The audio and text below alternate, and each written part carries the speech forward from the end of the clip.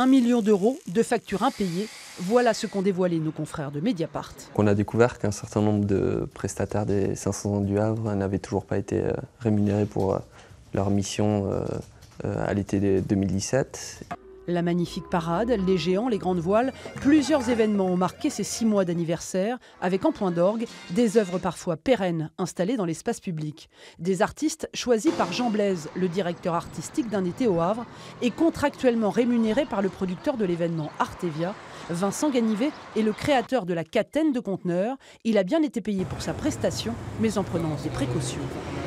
J'ai été payé 20 000 € comme convenu avec la plupart des artistes qui ont exposé ici. 20 000 € réglés en 8 fois sur 2 ans, donc peanuts par rapport au budget de l'événement. Est-ce que vous y aviez été en toute confiance, justement, quand vous avez été sollicité par Jean Blaise et Artevia ? Pour avoir déjà travaillé avec Jean Blaise et Artevia, non, je n'étais pas en toute confiance et d'ailleurs je me suis fait aider d'un avocat pour signer ce contrat. J'avais déjà eu des problèmes de paiement il y a 10 ans au cours des Nuits Blanches à Paris, organisées par Jean Blaise et Artevia.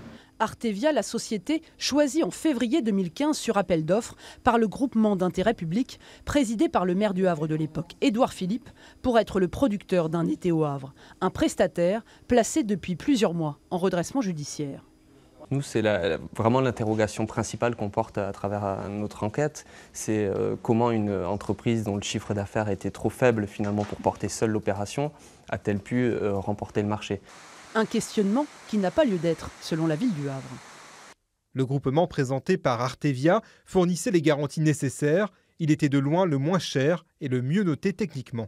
En attendant, des artistes et des entreprises de l'agglomération havraise attendent toujours le paiement de tout ou partie de leurs factures. On sait qu'on est à peu près, je sais pas, à 80, peut-être, voire différentes sommes qui vont de quelques centaines d'euros à plusieurs dizaines de milliers d'euros. Je sais que c'est dans les mains du GIP, de la justice du tribunal de commerce et qu'ils iront dans le sens de l'intérêt des différents fournisseurs.